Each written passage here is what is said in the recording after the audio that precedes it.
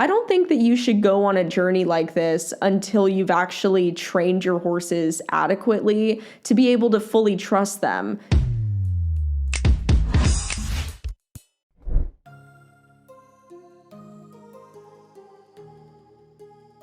Hey bitch, and welcome back to another video of me talking about people I hate, except maybe not this time. We are back with another long distance rider. You know, I don't really understand the trend, and I wish that people would honestly stop doing this. I just think that there's better things to do with your time, but hey, that's just my opinion. You know, I'm not the type of person who would want to put my horses through a long distance journey like this. Over 7,000-mile journey across the United States that I'm taking with my 3 horses. And we are going to travel across 30 states in the period of 1 year. Man, we are feeling the breeze. All 3 of my horses are Mustangs. They were all born in the desert. Bella here, and then Denver and Eddie. There's over 50,000 Mustangs in government holding that don't have homes, and they can't live on the wild because the resources aren't there. And through this, my 3 horses are going to show the world that Mustangs absolutely are worth adopting, that they absolutely have a place. So today we are reacting to a new long distance rider who is starting his long distance horseback riding journey almost half a year after Too Raw to Ride finished, I want to say, but his was abysmal, okay? I don't even consider Cyril Bertho, aka Too Raw to Ride, to be a legitimate equestrian. I'm pretty sure he literally abandoned his horses in Montana. Hopefully, this is significantly better than Too Raw to Ride. A lot of you guys have been sending me his profile. Again, we don't want to shit on good behavior. So even though I disagree with long distance horseback riding and using horses as a means of transportation, I still don't want to shit on people who are doing that, but doing it responsibly. Because I would rather people do something that I disagree with responsibly than do something that I disagree with irresponsibly and actively hurt animals. And I just want to make a quick side note. I do think that long distance riding can be done without harming your animal, as long as you're very diligent and you make sure that your animals have the right care, the right amount of rest, and the right nutrition. Which brings me to my sponsor. A massive thank you to Animal Nutrition Calculator for sponsoring today's video. Every single person can use this product. Animal Nutrition Calculator has the world's first and most amazing animal nutrition calculators for all types of animals and all different types of needs. As you can see, there's a myriad of nutrition calculators available for horses, dogs, cats, small pets, and more. All of their calculators are one-time access, and for that you have the ability to simplify your animal's nutritional needs and stop relying on labels. As we know, pet food brands oftentimes are completely wrong about how much you need to be feeding your animals. They will oftentimes recommend overfeeding or underfeeding, or sometimes pet foods, especially those sold for small pets, are nutritionally inadequate. A lot of small pets don't have commercially available diets that are appropriate for them. Therefore, you have to make their diets yourself, and this is something Animal Nutrition Calculator helps with. I just think it's amazing. Everybody has the ability with these calculators to take your animal's nutrition into your own hands and feed them responsibly. Even for people like Jake Harvath, it's incredibly useful when your horses are going through different seasons or expending different amounts of energy. You're going to want to be feeding them appropriately. I also want to say a huge thank you to everybody who has already used these calculators. I know so many of you absolutely love them, and you've been even commenting on my videos, which I really appreciate. I would love to see your feedback about these calculators. Thank you again to Animal Nutrition Calculator for sponsoring today's video. You guys can click my link down below and get 25% off your purchase. I saw a few of this guy's posts on TikTok because a lot of people were sending me his videos on TikTok, and he seems to be someone that does have a good amount of horse experience, which I think is already off to a really good start. It's definitely infinitely better than Cyril Bertho, who had 0 horse experience at all, but for some reason thought that it was a good idea to just buy a random horse off Craigslist and ride it across the country with no training. So I want to talk about the positives that I've seen so far before I get into this video. Jake seems to have a good amount of horse knowledge. He also seems to be a pretty good farrier, which is very convenient given that he's going to need to be trimming his horse's feet regularly if he is traversing across this much terrain. Moreover, I think it's fantastic that he actually has 3 horses that he's using for this journey instead of just one. And all 3 of his horses are in relatively great shape. None of them seem lame from any of his TikTok videos that I've seen. All of his horses are actual Mustangs from what he has said in his videos, which is another point that I want to touch on that I actually think is really good. Wild Mustangs are known to frequently travel 30 to 40 miles a day in the wild. So when you have a horse that's already conditioned to that type of environment, it's going to make your journey a lot easier. And he has made a few videos about Mustangs, trying to encourage people to adopt Mustangs, which I also think is really good. I mean, I think wild Mustangs are perfectly fine and perfectly capable horses. They just require a little bit extra work in the very beginning. But I will say that I think it's great that he is using horses that are already used to these conditions. Because when you take a horse that's not used to this and is just used to living in their little paddock or pasture and getting food twice a day, then you take them and you try to do cross country, it's going to be a total nightmare. So if this guy's trying to be a good representative for long distance riders, this is what we want to encourage, is someone who's doing this responsibly. I know that the 7,000 mile journey sounds like a lot, but I will say he is doing this over a period of a year. Wild horses can travel 7,000 miles within like a 200 to 300 day time frame, and that's including breaks and sleeping and getting food and water and whatnot. So him wanting to complete this whole journey in 365 days actually gives him a couple of extra months of rest during that whole time for his horses, which I think is pretty responsible. But yeah, let's watch. Let's see if I agree, if I disagree, and I'm probably going to be following this guy's journey because, like I said, if he ends up being a terrible piece of shit, he deserves to be called out, but I don't think he's going to end up being that. It is day 1. We are getting ready to go. I'm headed out to catch the horses right now, and we're going to get loaded up. We got a bit of a shorter first day, and that's how it's going to go for the first few weeks here, just so we can build the horses up, help them build some energy and some muscle regeneration as we go along here at the beginning. So, all right, guys, day 1. Made it out of Sage Creek and out of Charleston, and now we're leaving Daniels. So we'll just say we're leaving Heber City.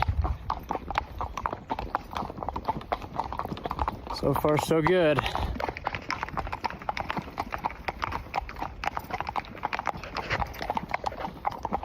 About 2 miles down and 7,000 something to go. Right now we're traveling through the Wallsburg Wildlife Management Area. So far we're doing pretty good. We've had a few slowdowns, but we're making it. Well, this is my last view of the Heber Valley. I lived in the Heber Valley almost my entire life. Grew up there.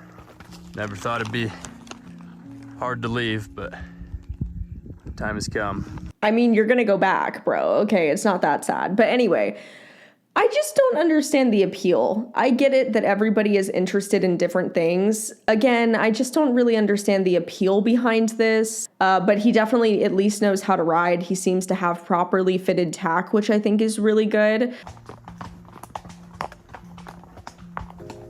Well, we made it. All in one piece. Not gonna lie, this first day was pretty tough. It was a lot uphill. Had to stop to fix a lot of things.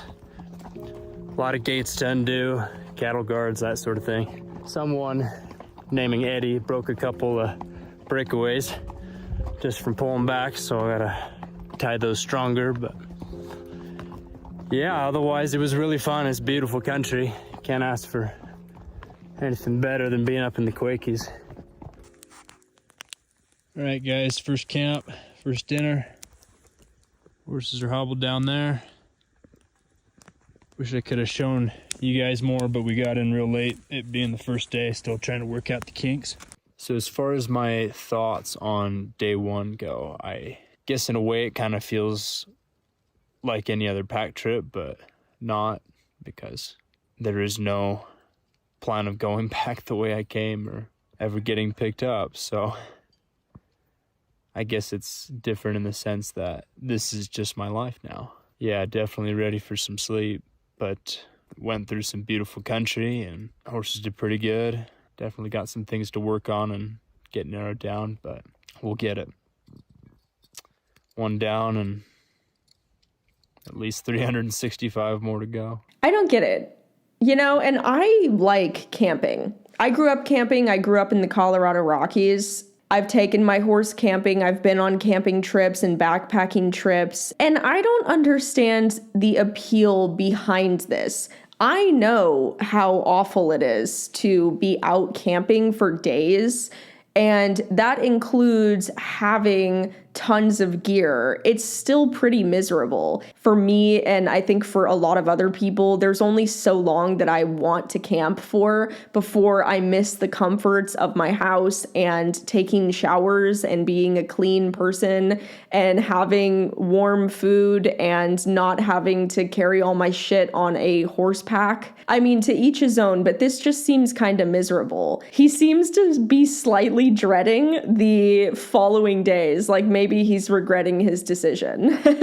Something that I want to say, because this was actually one of Cyril Berthoud's faults, you can turn back at any point, actually. And this was something that was really funny about Cyril Berthoud, is he literally was so committed he was going to kill his horses along the way. And I think it's important for backcountry people like this that want to ride across the country to know that it's okay if you want to quit. You don't have to do this just because you said that you would.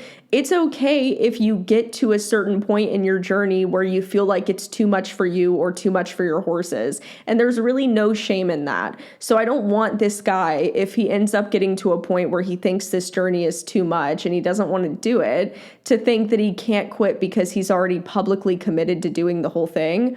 It's fine if you want to. Let's talk about my first negative here. I don't like hobbling horses. I think that it's lazy. I know a lot of people like hobbling their horses. They think that it teaches patience and teaches them to stand and get used to stuff on their legs. You don't need hobbles for that. You don't need hobbles to teach your horses how to stand. You don't need hobbles to teach your horses patience. You don't need hobbles to teach your horses how to accept stuff on their legs. You don't need hobbles to teach your horses how to stay by you. Every single time I've gone camping, I've never had to hobble my horse. I've never had to tie him to anything. I will literally take all of his tack off and he stays right by me. It's the same thing as training your dog to have good recall. You can train your horse to have good recall as well. And I think that if you're gonna go off on a journey like this, it's important that you take proper steps. And for me, in my opinion, I think that teaching your horses to have good recall should have been one of the first things that he taught his horses. If you're gonna be traveling the country, you're going to have issues where your horses might get loose or they might get out of their tack or something. So you should already have your horses trained for proper recall just for those sort of safety precautions. Okay guys, this is day 2 and haven't been able to film much today because we got a pretty late start, trying to figure things out, get the horses ready. But we're on the road now, heading southeast. Gonna have a little shorter day by default just because we got out so late, but yeah, real pretty country at least. Just taking a little breather at the top. These guys are still getting used to doing this much uphill all day long. Well, we are getting to the end of day 4. Spent most of the day just trying to get organized again. In the morning through the afternoon, we're here just gonna go a couple miles in the evening to move along. But yeah, I broke a pack saddle yesterday evening, so I had to fix that, and get a couple other stuff organized. And I was just exhausted, so this is a warm-up period for me too, I guess. But horses are doing good right now, lots of energy. And Bella here is really pumping it out at the end of the day. It's going strong. Well, another eventful morning. Everything was good all night. All three of these guys were picketed, no problem. Good grass for them to eat here by the water. And I started making breakfast for myself. I was in the middle of cooking some bacon, and something spooked Denver here. And he tore backwards, ripped his steak out of the ground, and Eddie did the same thing, and they took off for the hills. Luckily, I caught Bella and threw a saddle on her and made a mad dash after him. But yeah, it was a pain in the neck. Okay, so that literally just proved my point. This is why you teach good recall to your horses. 99% of the time, you're going to have an incident where your horse breaks free somehow and goes running off. So you might as well train them to have good recall, because if you don't do that and you're just relying on a piece of equipment, guess what? Equipment fails. The horses seem to have plenty of food readily available and water. He's shown multiple videos per day of the horses eating and getting water. So hopefully the landscape of his journey doesn't change too drastically. And hopefully he's also prepared for other wildlife, but I would assume he probably has, and these horses are Mustangs. So again, like I said, they're probably used to other predators. But that's another reason why you don't want to hobble your horses, because if you're out in the middle of nowhere and a predator comes in the middle of the night, you're going to want your horses to have a good chance of surviving that. Okay, we are now on the downhill, and we're gonna go find a place to camp on the Price River. We had about a 2,000 foot elevation gain today. And we're gonna have an even bigger drop here right now at about 9,100 feet. Just enjoying the cooler weather now. Well, this keeps happening where something ends up happening in the morning, and then I have to ride into the dusk. So we're here again at 7:15 p.m. and we're rolling here into camp. Just one more mile to go. These two decided to go for a little runoff in the morning, but glad they're safe. Ended up doing about 18 miles today. So I think he said that he had 2 incidences so far where his horses ran off and he had to go catch them. Yeah, again, it's going to happen. I don't want to sound like I'm beating a dead horse here, but this is why you don't rely on hobbles. Hobbles don't teach horses to stay by you.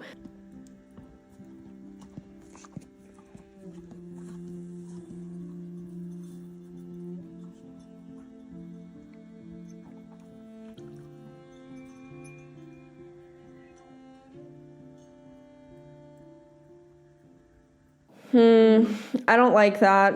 I will say I don't like the fact that he has bells on his horses. I think that that just presents a target for predators. And I think that it's dangerous to put a very loud device on your horse, especially when they're hobbled and they can't move or go anywhere or defend themselves really. To me, I just think that it kind of shows a little bit of a lack of trust that he has with his horses. He doesn't think he's going to be able to find his horses easily, or he doesn't think he's going to be able to recall his horses, which is why he's taking those measures. I don't think that you should go on a journey like this until you've actually trained your horses adequately to be able to fully trust them.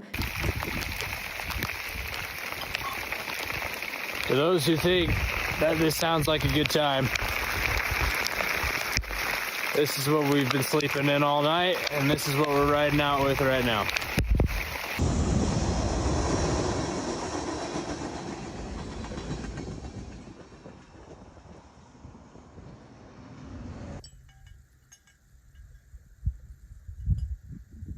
This canyon going down the highway towards Helper, every single canyon that I thought I would be able to have access to get up and over these mountains is fenced and posted no trespassing, so we just keep on rolling down the highway, and we got one more possibility, but if not, we're just going to be rolling all the way down into Helper. So, bro, did you bring chapstick? Do you know what chapstick is? Why was that not one of the things that you brought? I would have literally brought a massive tub of Aquaphor. Aquaphor is so useful. You can use it on your horses, cuts, scrapes, whatever. You can use it on your horse's dried or cracked skin. You can use it on yours. You can use it as chapstick. You can use it as face cream. You can literally use it as like a sunscreen protectant. That would have benefited you greatly.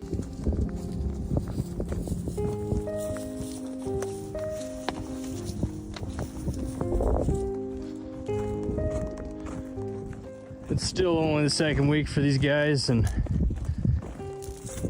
I'm working on getting them in shape. And I was riding Bella, so since she carried me all the way from down there in that canyon up to here, I'm giving her a walk break.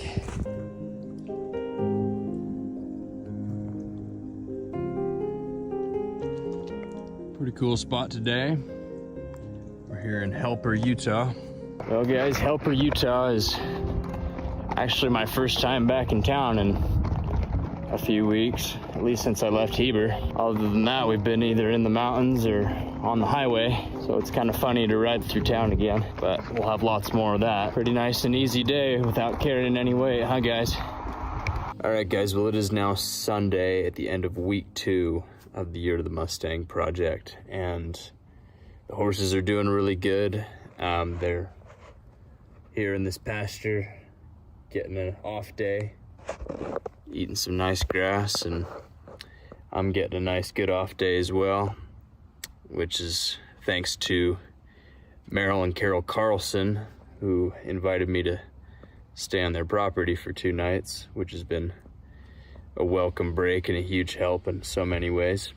So shout out to the people like them. Not gonna lie, I needed it. It was 2 weeks that were absolutely insanely difficult, but we got through it. The last couple of days, things have been looking up. The horses are starting to figure their job out. They're working really hard, looking really good. Yeah, I'm starting to feel more like myself again too, I guess. Of course, I know there's gonna be plenty more hard things to come, but hopefully just gonna get a little easier as we go along and work more things out. This is definitely the longest amount of time I have spent with a single set of horses now, and they're definitely turning more into my family, even more than they were before. In a way, it's kind of cool. Yeah, I just wanted to be honest and real with you guys. That's kind of the goal for the month of October. I want to think a lot about just being honest as a person and honest in life with everybody, and being serious about what's got to happen, what's got to change.